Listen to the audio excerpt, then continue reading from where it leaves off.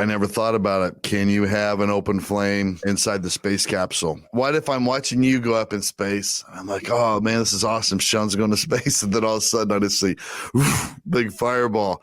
And I'm like, oh, he just fucking lit up a fatty. Subscribe to our YouTube if you're not. Please, please, please. It's very good. It's the best kept secret on YouTube. Yeah, it is. It's definitely a secret right now. Yeah. Let's expose it. Let's go. Tell a friend. Shaun, we're back. And SpaceX is going to space with 4 civilians. Did you see that? SpaceX is taking some civilians. I didn't see that. I was too wrapped up in their 4,000 satellites they got floating around to create their own fucking global internet. Yeah. I mean, I don't know what's going to happen with this, but I know this is the first time they're sending just 4 civilians up. No astronauts, no NASA people. Just 4 civilians, 3 billionaires, and then a dude from a charity or a woman from a charity. I don't know.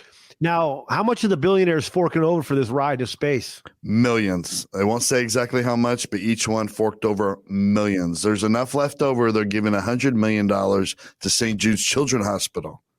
Jesus. So these guys, they're all 3 billionaires. So who knows? Did they each put up like 400 million or some shit to do this? That's too much, dude. That's too much. I don't know how much it costs to go to space. They're giving $100 million. Max. Listen, 50 mil a piece, and they're sitting pretty for 100. Look, 100 mil for St. Jude's.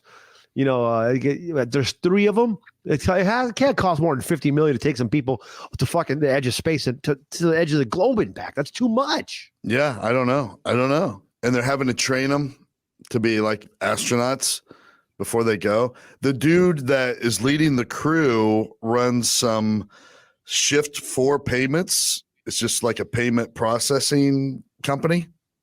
And now he gets to fly a fucking rocket to space. God, man, we did it all wrong. Fuck, am I not a billionaire? We're over here talking to people trying to make some money and do dumb shit. And this guy's like, I'm just going to process payments on the internet and I'm going to be in space. And you guys are going to be fucking around trying to figure out where the echo's coming from. How good would our YouTube be if we were able to do fucking shots from space? Just little fucking videos from us in our rocket going to space. We would get millions of views. Come on, Elon Musk. Stop fucking around Dogecoin and get us in the spaceship. We got like 22,000 followers on Instagram on this account now. Let's go. Put us in the fucking rocket. Do you want publicity? Does our Guns Blazin Twitter have 2,000? Yes. Does our Guns Blazin Instagram have 2,000? Yes. Do we get about 5 number max amount of listens on the podcast? Yes. What I hear is, to me, I hear a couple of guys putting out on the line, letting someone know, here's a little free advertising for you. Put us in space, fucker. I mean, come on. You got 3 nerds in there, 3 billionaire nerds. Get somebody cool in there. It's going to shake things up. I'll tell you what. Okay, do you think that Elon Musk is letting fools smoke weed on that? I mean, he better, right? How long are they going to be up there? I want you to be calm. Wouldn't you want to smoke up before you took off so you don't freak out? Well, that's a give me no matter what. No one can stop me from doing that. Right. I'm talking about you're going to let me bring a pack of joints, a pack of fat ass joints on the ship. Once we get into orbit, once we're above the earth looking down, are you going to let me float a lighter out of my front pocket and spark a fat J in space with the other few billionaires and the one charity homie? I never thought about it. Can you have an open flame or a spark inside the space capsule? If not, I'm sure they'll figure out a way to do it, dude. Because you're running on fake oxygen. It's generating in its own oxygen. So is it like, how an old person's house when they're on oxygen and they have the thing that says no smoking, no open flame? I wonder if the inside the space capsule's like that. I wonder if you light up a joint, your rocket just explodes. Does the whole ship go up? No, because the whole thing is filled with carbon monoxide or whatever the fuck would blow up. Hydrogen peroxide or whatever. No, it's oxygen. It's like real pure oxygen, like you give old people out of a tank and you can't have open flame around it. I wonder if it's like that inside the space capsule. I just watched a space movie where the whole thing was a spark got ignited and it set a fire in there. Now it's a movie, so I don't know, but that would be what if I'm watching you go up in space? I'm like, oh man, this is awesome. Shaun's going to space, and then all of a sudden I just see big fireball. And I'm like, oh, he just fucking lit up a fatty. Well, here I'm gonna solve this problem before it even occurs, Todd. We're going back to the 70s. Car lighter. Oh. Get me a car lighter from the 70s. Let me just get a nice hot thing to just burn the tip of the joint and let me spark one for the nation. The dash of the spaceship as one yes. of those old school timey car lighters that you just push in and it pops back out when it's hot enough. I love it. And I think if you burn yourself on one of those, if you're over the age of 40 and you never burned your hand on that lighter and you had like that burn of all the little spirals on your thumb or whatever. Oh, I got a couple of burns on a car lighter. I got the little spiral burnies. I get them on the back of my legs. Dudes will walk up behind you with one, hit you in the back of the leg. Oh yeah, you had some wild friends. Oh, you and your friends were getting buck ass wild, bro. You were fucking me. You never played the game where when you get drunk at a party and you put your forearm up against another dude's and you light a cigarette and you lay it in between your forearms and first one to move loses. You never did that? No. I used to have scars all up and down my left forearm from playing that game. I'm also I didn't grow up as an Indiana hillbilly either. So that's probably why that didn't happen. I love all your hillbilly shit, bro. That's a true story. Oh, by the way, guys, go subscribe to we've been getting subscribers are trickling in nice. If you guys could do us a favor, you're listening to this podcast, go subscribe to us on YouTube. You know what I mean? Putting in a lot of work. Socials. We're putting in a lot of work on that YouTube. Do it. A lot of money too. A lot of money and work on this stuff. So go ahead and just go ahead and follow us and like us and subscribe and all that shit, guys. We appreciate it. You got to go look at haircut. Yeah. Dude, you boys got to tighten it up a little bit. You know what I mean? Mm-hmm. Only the people subscribe on YouTube can see this part. That's right. That's the bonus. But we can't be rolling in to the first Nationals, the ACL 2021 Nationals tournament, first one of the year, with a fucked up haircut, Todd. I had to get cleaned up. I had to get dialed in. I'm going to be on ESPN. We're going to be on a lot of live streams, doing a lot of work this weekend with the American Cornhole League. We will. Luckily, I got my haircut right before I went to KC, to Kansas City. Mm-hmm. So I got a fresh cut. I need to trim the beard up a little bit. But other than that, I'm ready. Shout out to everybody in Kansas City that came out to the shows. You guys are fucking beasts. God damn, those were 3 good shows. It was almost like COVID didn't exist. I'm not going to say that because of the seating situation. I'm saying it because the crowds act like real crowds again. It was fucking awesome. So you had yourself a nice little weekend, 3 fat shows over in Kansas City. If you're listening and you were there, thank you very much for showing up and showing support for old Uncle Todd at the Improv. And if you didn't, better do it next year. I'll be coming around. I'll be coming around. Get your boy in. Let's do it. Hey, and come on. I got an idea for this whole American Cornhole League thing, because I'm going to be studying up on who the major players are, all the current rankings, all that stuff. I'm going to be watching some things ahead of time so I can catch up on the jargon, the terminology or whatever. Mm-hmm. So I'm thinking when we come back from that, right, we come up with a name for our team. So we have a cornhole team name, like a doubles team name, right? Mm-hmm. And then we design shirts just for that, for us, for our team. And maybe we'll put them on the store if they take off, but we need new shirts for that. So we got to come up with the perfect name for our doubles team. And then whenever we do like other types of appearances or whatever, because we kind of talked about this before, but now it'll be more legit because we might be connected to the ACL. You already are, but we might be as a team. We are. And we will fucking always incorporate a playoff, like a chance to play us and win something everywhere we go, everything we do. Because I'm going to start practicing like a motherfucker. You got the airmail box. You're ready to roll, bro. That's all I need. That's all I need. And you can work on that in the house. I got to get some good bags because my ex-fiance never bought the bags. She tried to put it on the company. They didn't get ordered. There ain't no way they got ordered. Never came in for my birthday. No, I'll get you. We'll find you some bags. Listen, this weekend, I'm pretty sure you're going to get some bags. No problem. A lot of the pros, like I've gotten sets from pros. Nice. So, no, you'll get bags this weekend. We're gonna be on live stream on the ACL Digital Network. We're gonna be live through the $20 Chef. We're gonna do some lives for cooking on a grill. It's Florida. We're gonna be outside playing cornhole. Man, we got a lot of stuff coming up, dude. I had a jam-packed day of just organizing shit and talking to people. Like we're gonna be blowing up Tannerite for real. For real. How many pounds do you say you had? I got like 13 pounds right now. I'm sitting on. That's a shit ton. My buddy James, who's got all the off-road vehicles, Stack. He said that they only takes like 15 pounds to blow up a barn. Jesus, let's blow up a barn for demolition. Well, I don't think we can blow up. I don't think Matt wants us blowing up the facilities.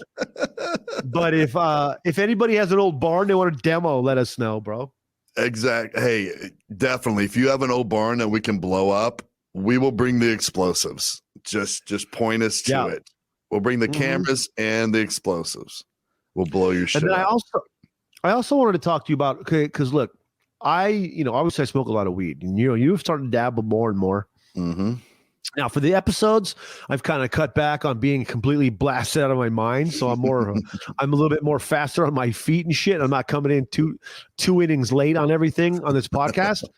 Because a few weeks ago I did that, and then I threw off everything. And I don't know if anybody else caught it, but no, we edited it well. But what I want to do is I want to do an extra episode, one of these, where we only we roll 4 joint. Now it's along the lines of other stuff we want to do, but I'll be with you in Indiana, or I'm sorry, in a location where weed is legal. We're gonna be in the same place where weed is legal, and I want to get a pack of 4 joints each, and then we just rip the whole episode. Is because this is where I get the idea. One time I did a stand-up show at a weed shop in LA in Hollywood in like 2008 or 9. Mm-hmm. Maybe 7, and it was a joint. The facility, the fucking weed shop was doing an event. When you went in, you put a bracelet on and you get a joint. They had a big container, probably a 3-foot container, completely perfectly stacked, perfectly symmetrical rolled joints. We're talking a 3-foot container by a 1-foot by 3-footer at least. Jesus. And it was an all the joints you could smoke party, right? And contest. So you had a bracelet. You walked in, you got a joint. They marked the mark. Okay, that's your joint. You come back, you smoke that, and no one, this is the only time I've ever been anywhere where no one passed the joints because you were in charge of smoking your own joints. So once you got your joint down to the roach, you took it back to the people. They put it in a jar. They took your bracelet, marked you another one, and hand you another joint. And that's how it worked. And it was probably one of the most highs I've ever been because I probably just smoked like 7 or 8 joints on myself, which is a lot in an hour and a half. But that's what we're going to do for an episode. We're just we have our joints rolled up. Everybody's good. I'll even buy a joint roller so they're all exactly symmetrical, the exact same amount of weed, the exact same size, whatnot. And we just sit there at the beginning and just go. And that's it. No stopping. Just keep. I mean, look, we're not racing, but you keep puffing. The entire time, and until all the joints are gone. I feel like you should smoke 4 and I should smoke 2. Because if I smoke 4, I'll be unconscious. I don't know if I'll be able to. Will I be able to talk? Are you committed to the podcast or not? Do you want to fucking talk? I'll put the microphone, I'll drag you around by your feet and with the microphone by your back so they can just hear me pulling you. I feel like at 2 joints I'll be blasted, but I don't know. We'll see. I'll try anything once. But again, this is like going north of the wall for you. Okay. You're Jon Snow. You're going north of the wall. And guess what? Sometimes I've been north of the wall. I know how it gets out there.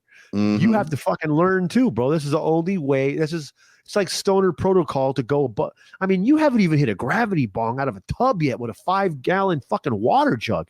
We got work to do, Todd. You have 22 years of police fucking career to cover. You have to cover that ground of all the years. If you were a comedian, you would have been smoking weed them times. We have a lot of catching up to do, Todd. And this is just an event that's going to help you get up to speed. All right. We'll do it. Remember when I used to have to do those videos with Pat? And we would watch those viral videos and he would get me all baked. Dude, we would go to edit that later. I'd walk in there and I'd be like, I do not remember saying that. Like I was blacked out, dude. I've never been like weed blacked out before.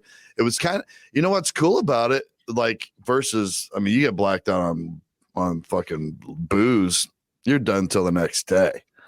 But like after an hour, you start to come back and you're like, it's fucking weird, right? You're like, oh, I was walking around unconscious an hour ago. I feel all right now. Yep.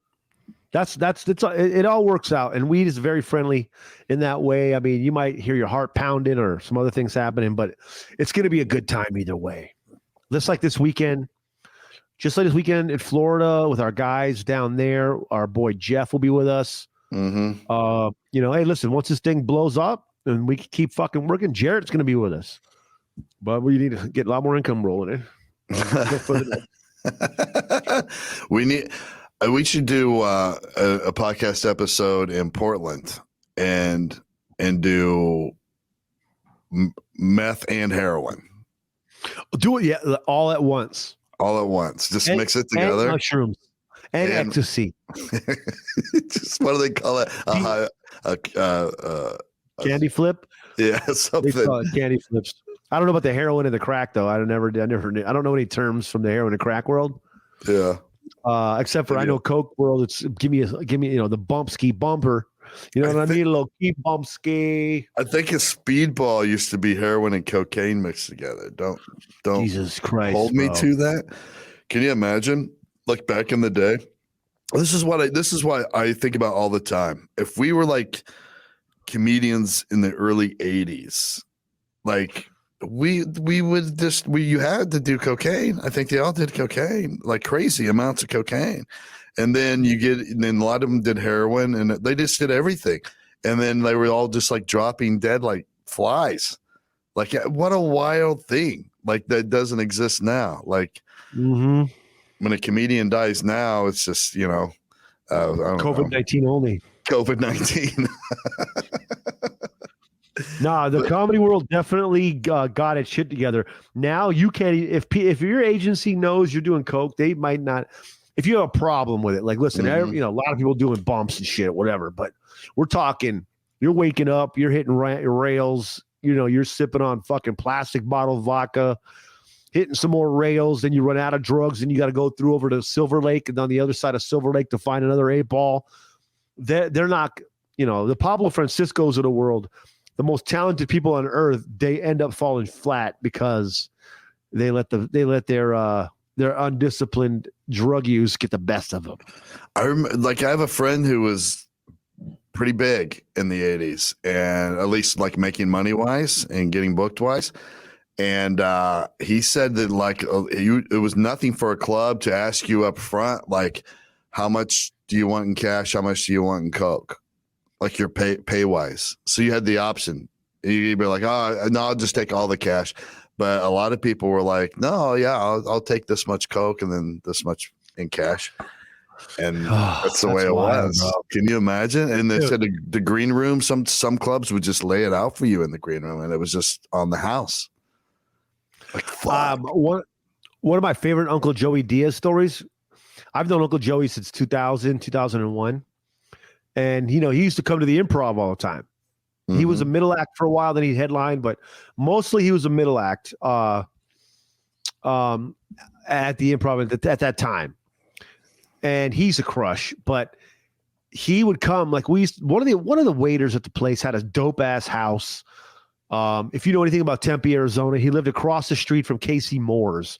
Casey Moore's is it's basically a house, but it's a bar in the middle of a great neighborhood in Arizona State, right off of Mill Avenue.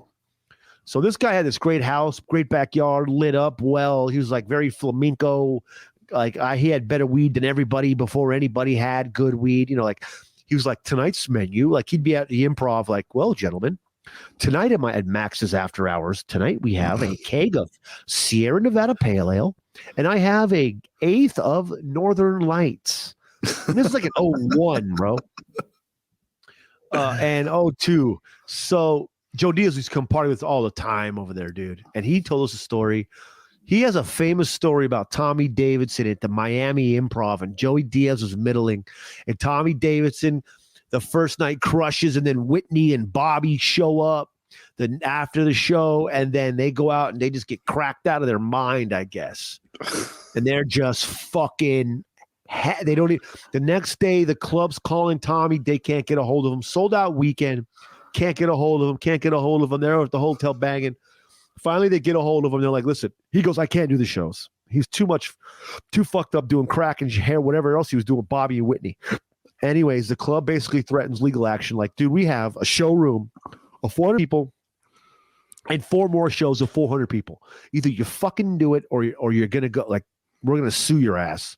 He shows up to this show, spit dripping, like dried spit on the edge of his mouth. Like coming to his chin.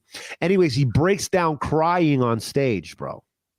But when you hear Joe Diaz tell this story, it's probably from sometime in the 90s, It was fucking unbelievable. Like when you hear Uncle Joey tell that story, dude, it was just, and we were all be out hammered after the Improv, 1 in the morning on Max's patio, across from Casey Moore's in Tempe. Uncle Joey telling stories, man. It was a beautiful time.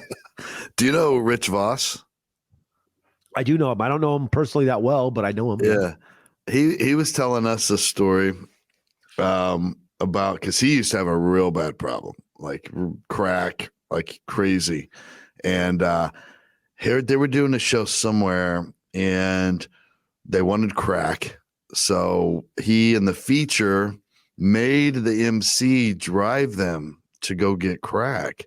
And they go somewhere like in Massachusetts or somewhere, and like in the hood, like, and they're just tiny little, like preppy little white kid MC drives them there, and they go inside to this crack house in the hood and leave him sitting in the car, right, for like hours.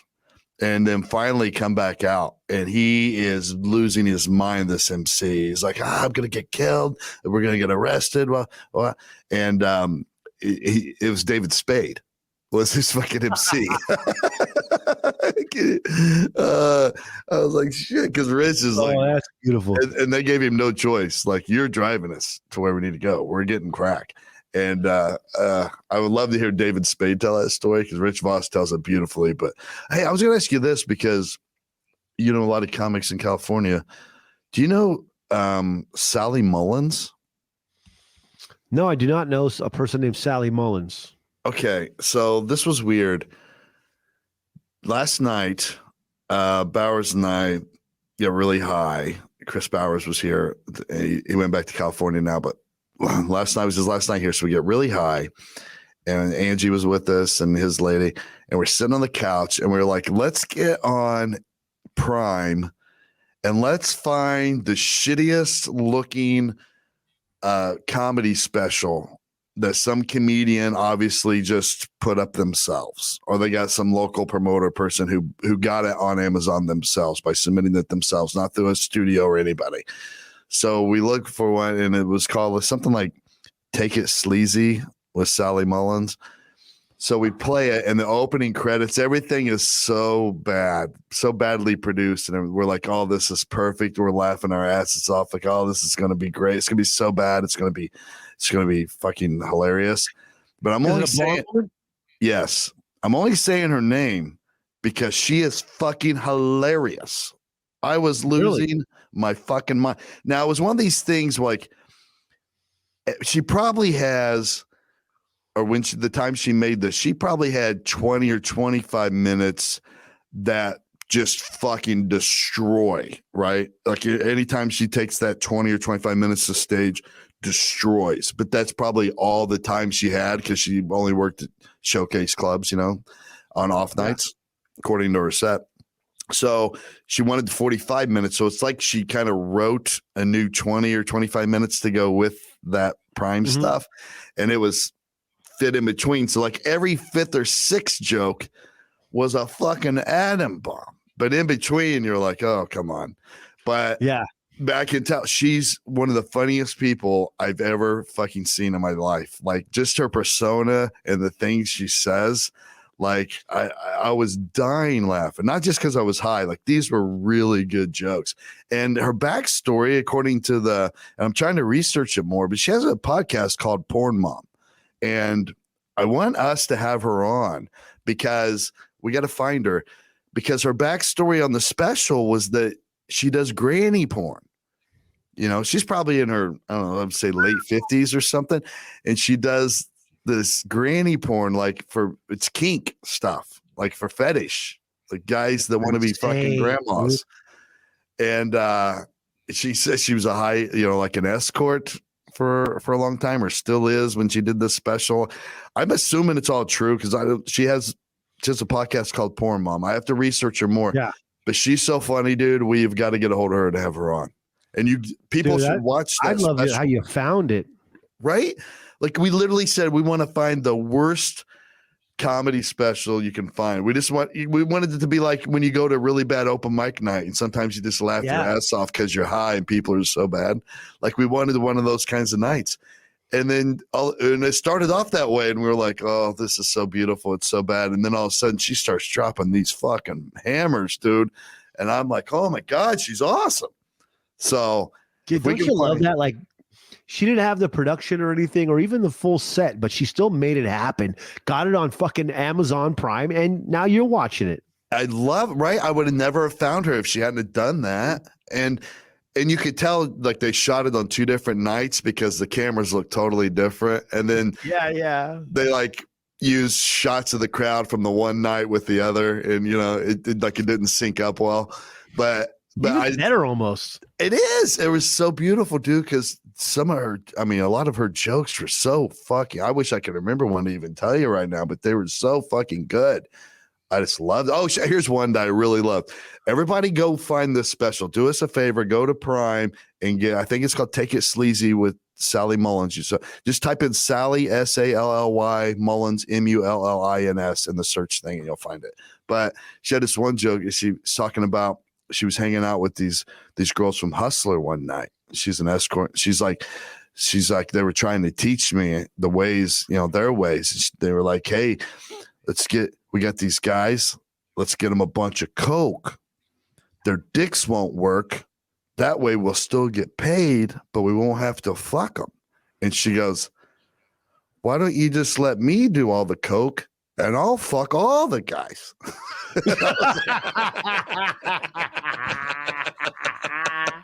That's funny as fuck. Right?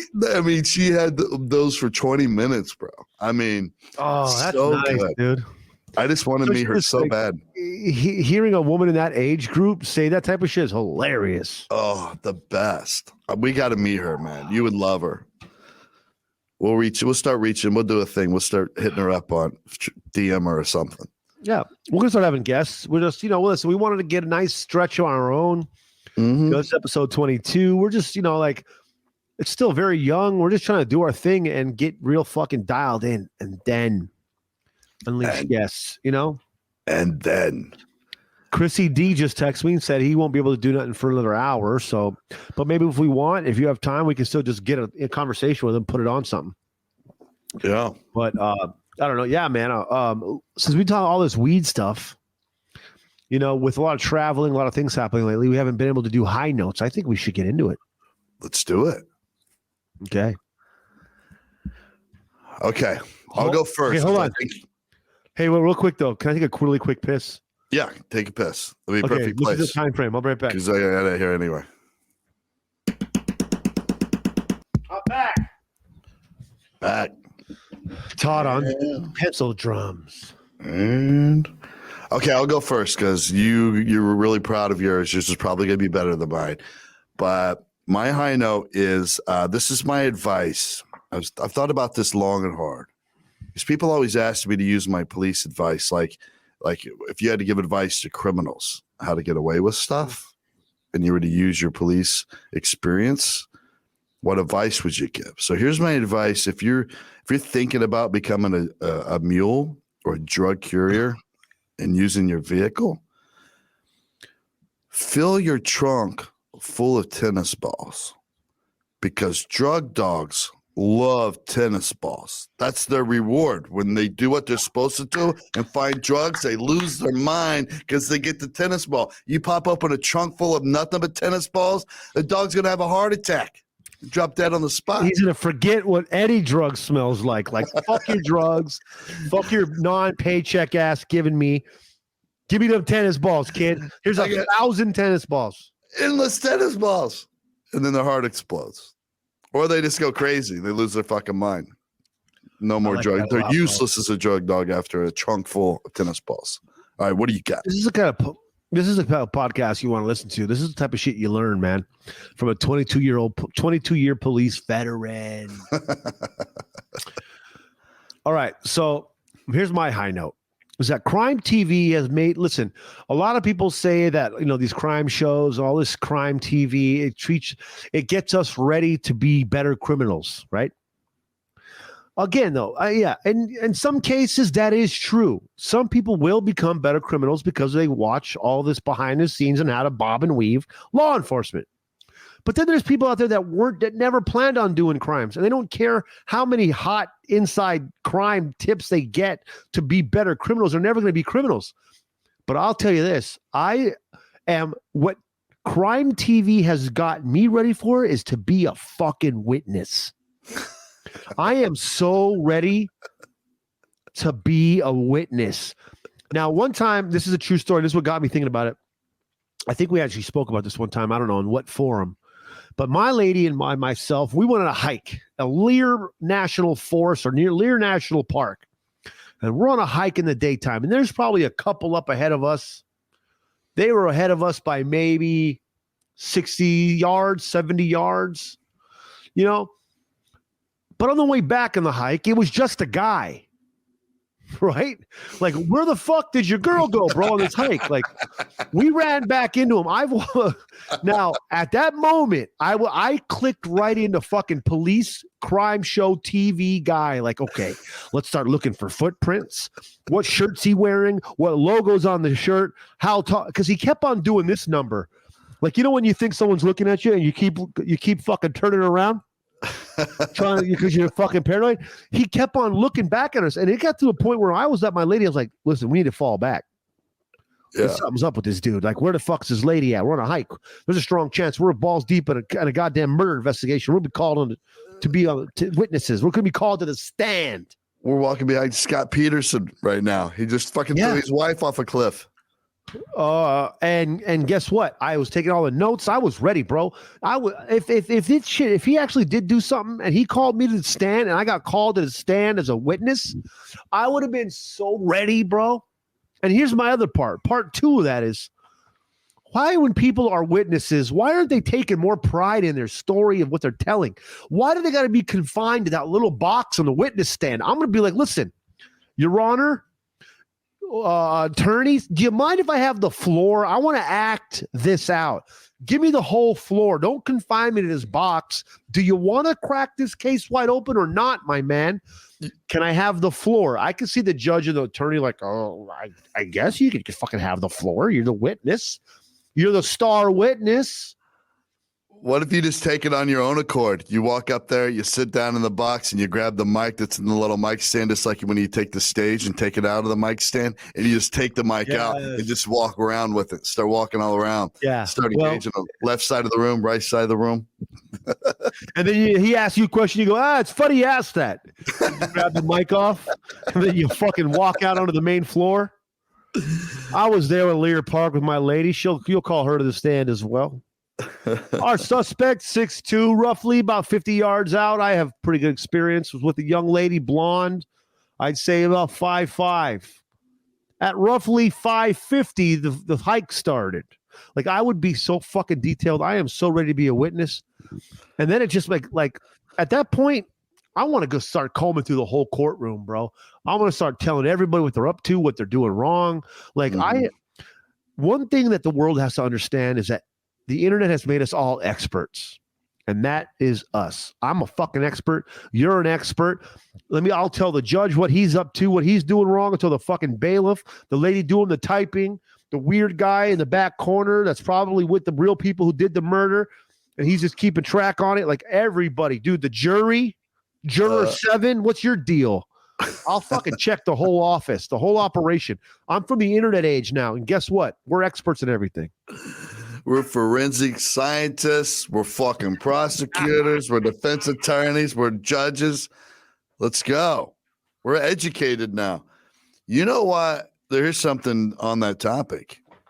Whenever, and I try to give this advice to anyone that when they ask me, like, hey, I'm thinking about getting engaged to my lady. Do you have any advice? And I was like, here's really the only advice you need. Are you ready? In the event she were to die of suspicious circumstances, to automatically be the number one prime suspect, because that's what you are. Like, when you get engaged, you're the suspect, man. Like, the case starts with you. If something, she falls in the shower, breaks her neck just because she slipped on a bar of soap, they're looking at you, bub. Yeah. Guess what? Was it premeditated? Was this a setup? And what were you doing yesterday at 6 p.m., motherfucker? You got to prove you better it have was an accident. Oh yeah, you do. You better have receipts. I'm gonna have a ding dong, whatever the fucking ring doorbell. I'm having cameras on the premises. You know what I mean? That can prove my comings and goings, friend. I think I'm gonna do the same thing. If I ever get engaged again, I'm gonna outfit my entire inside of my house with cameras at all times. I won't let her know. I mean, the media would eat that up. Ex-cop murders fiance. Right? I don't think so, my man. I got 9 cameras to prove I wasn't there. Everybody could eat a bullshit.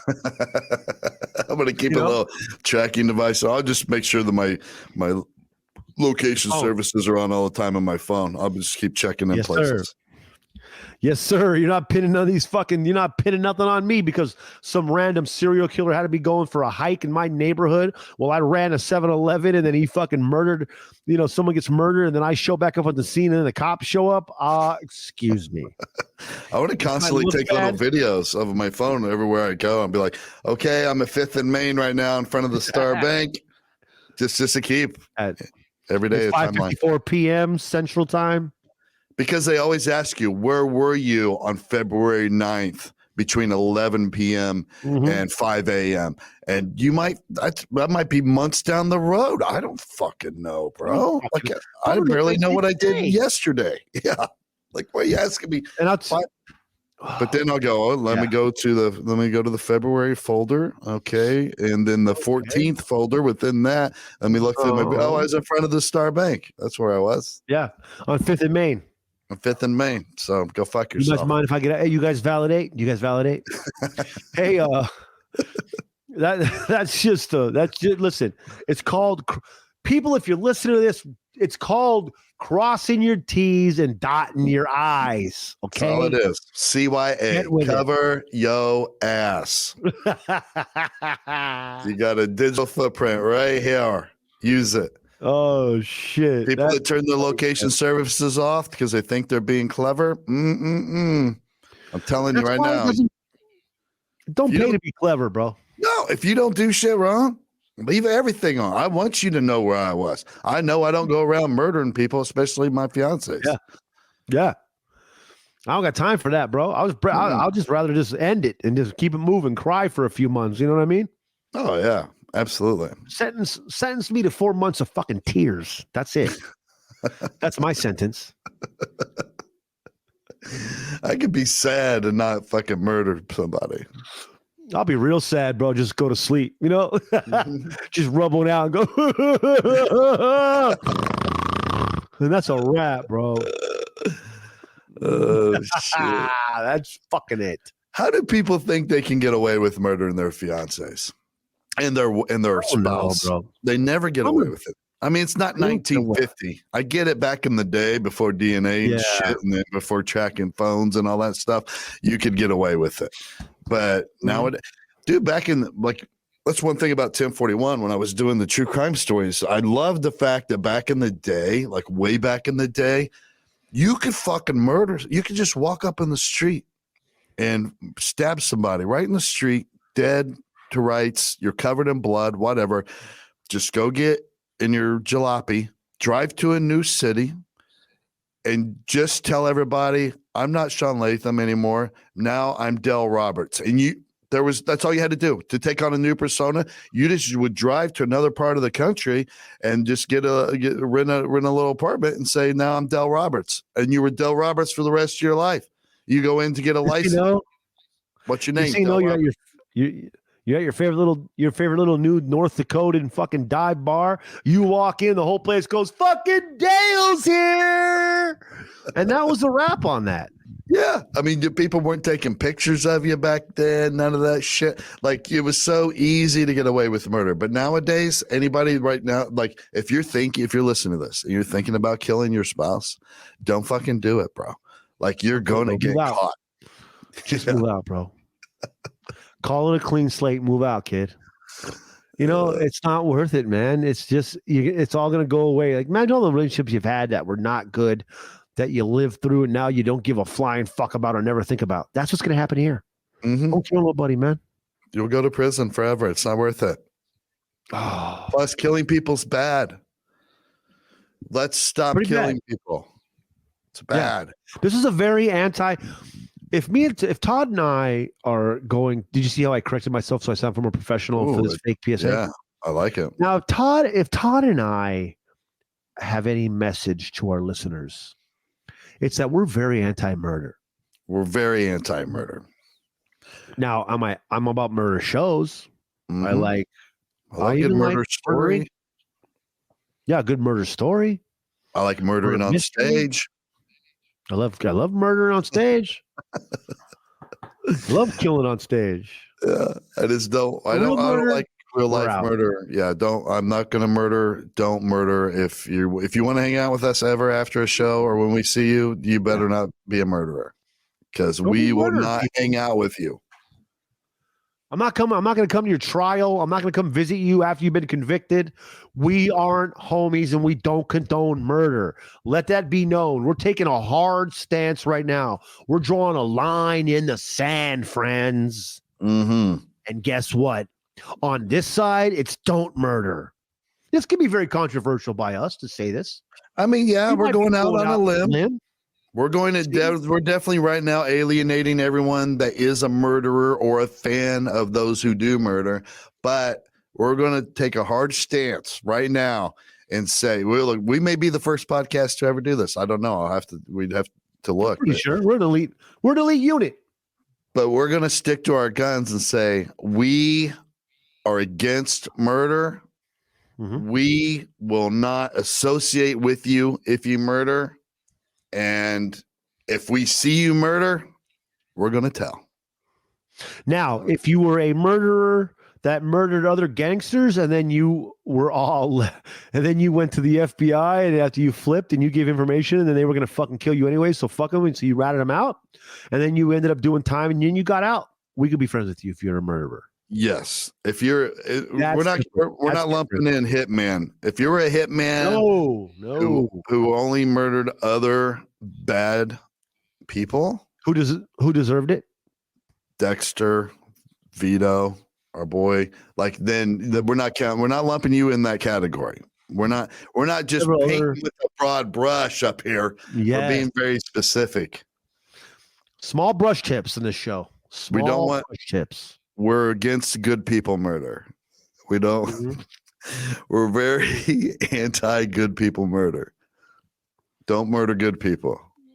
Yes, only and again, that's just us going out on a limb, letting people know where we stand. I'm going to write that down. Good people murder. might end up the name of this episode. Man. Anti good people murder. That's us. That's what we're about. That's our platform. I like it. That's our message. I like it. Oh, man. So Florida's right around the corner, dude. I'm excited. It's going to be pretty warm. We'll leave tomorrow. That's you'll get there Thursday. I'll pick you up, or no, you'll Uber Thursday because my fucking driver's license expired and I haven't got a new one. I'm going to rent a car. I have a new one. We might rent one. Okay. I'm not sure if we're going to be moving around enough to need one. I think that the ACL will probably have rental cars. We can just jump in and go to the store or whatever. Let me say this. Last time, I'm pretty lucky. Last time that I flew to Orlando and we went to pick up our rental car, they were out of cars in our class and they let us upgrade to a Corvette for like an free upgrade season. Extra $15 a day. And we're like, yes, we got us a yellow convertible Corvette. It was sweet. My lady did the same thing. The last time we got a rental car, they're like, we're out of your class, but we'll give you a free upgrade. And then saw the fucking four-door Benzo. Like, how much is the Benzo? They're like, $40 more or $30 more as opposed to like $200 more. Book it. Write it up, kid. So I got the hiccups. I had 5 of these seltzers. If we can buzz around in a Corvette, I might be down with that. Just to have. Even we just hang around. Maybe we don't even drive it anywhere. We just go outside and sit in it for a while, once a day. Dude, I went to the rental car agency. They had like an elite, like dope cars only rental car agency. When I was like, I don't know, some point in my early 20s. And I was so pumped to work there. Everybody's making cash, bro. And I was so excited. And then the first month we didn't get a paycheck. And they're like, oh, we'll catch you up. We'll got you guys this next week. And then the second month in, about 60 days, I was driving illegal as fuck. No insurance, suspended license, out-of-date tags in a rusty-ass 89 Buick Skylark, back roads all the way to the airport. And these motherfuckers went out of business and we never got paid. Oh, what the fuck? Bunch of shit. 2 years of riding dirty, bro. Damn. Just nervous. Anytime a car pulled behind me, nervous. Pulling in a fucking Ace Hardware at midnight, talking about I need some spark plugs when they're not even open. You think the cops on your ass? Oh, dude. Oh, shit. I'm going to be honest here. I've probably driven dirty out of my 26 years behind the wheel. I'm going to say 70% of that.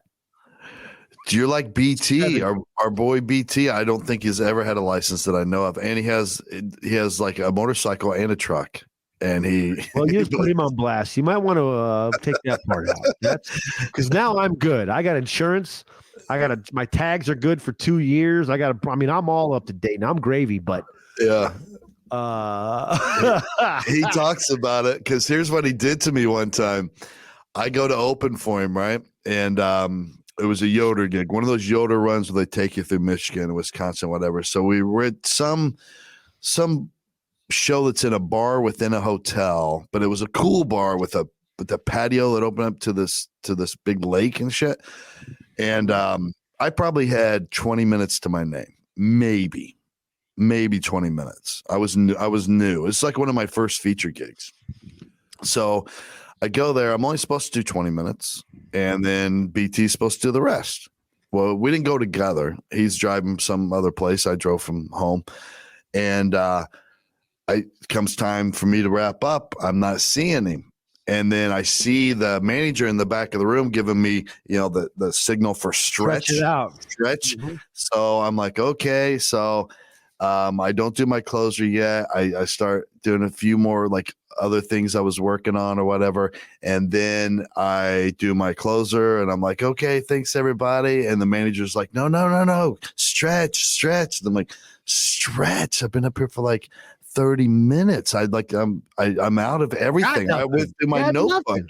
I did all my set and I went through my notebook and anything I've ever been working on and I'm done. And he said he's like, hey, he got pulled over. He doesn't have a license. He's dealing with that situation, but he promises he'll be here. So I fucking do like another 25. Dude, I did a full fucking 60 minutes. Like I was down to knock, knock.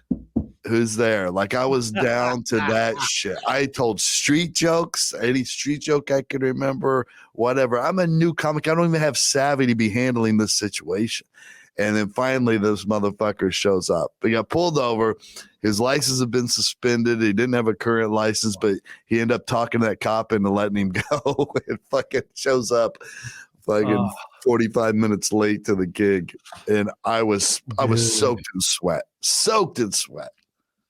Oh, I love that, bro.